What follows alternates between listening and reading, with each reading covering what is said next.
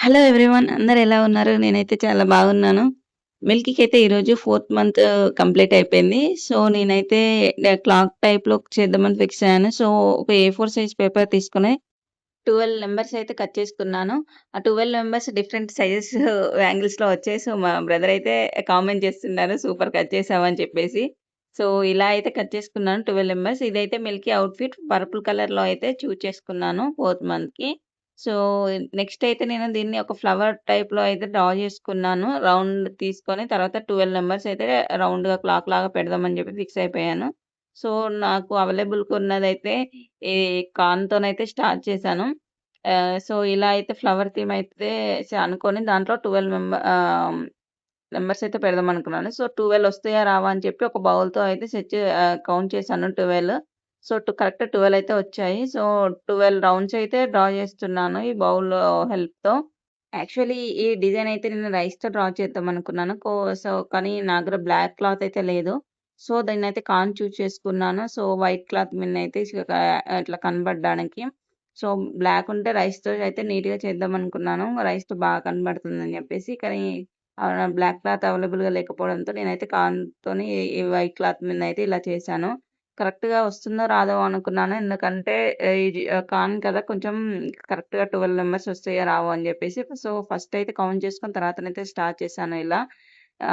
ఈ లోపు అయితే మిల్కీ అయితే ఒక స్లీపేసేసింది. సో, ఈజీగానైతే నాకు అయిపోయింది. ఈరోజు యాక్చువల్‌గా అయితే ఇది మార్నింగే చేయాల్సింది. పాప పడుకోవడంతో ఇదైతే చేయలేదు మార్నింగ్ అయితే. సో, ఈ తర్వాతకి పాపని స్నానం చేసి రెడీ చేశాక అయితే 1-12 నంబర్స్ కట్ చేసుకున్నాను. అవి మెల్లిగా కట్ చేశాను. అదే ఒక హాఫ్ అన్ అవర్‌లో ఇచ్చేసాను.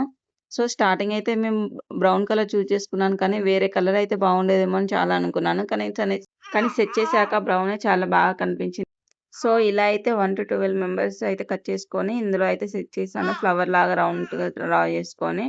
సో, మధ్యలో అయితే ఒక రౌండ్ అంటే క్లాక్‌లాగా కాకపోయినా ఒక యారో అని చెప్పేసి 4 కంప్లీట్ అయిపోయాయి. సో, 4 అయితే స్ట్రెయిట్‌గా పెట్టేసాను.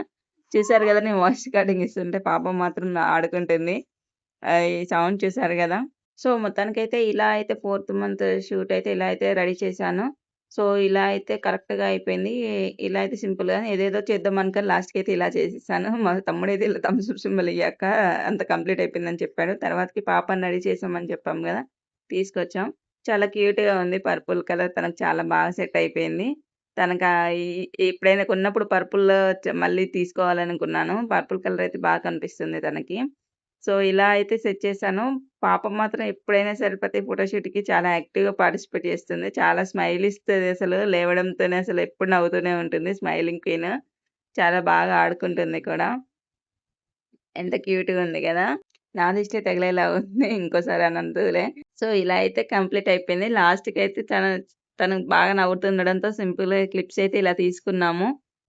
Finally completed fourth month. Thanks for watching everyone. Please comment and subscribe for my channel. Everyone, please. Thank you.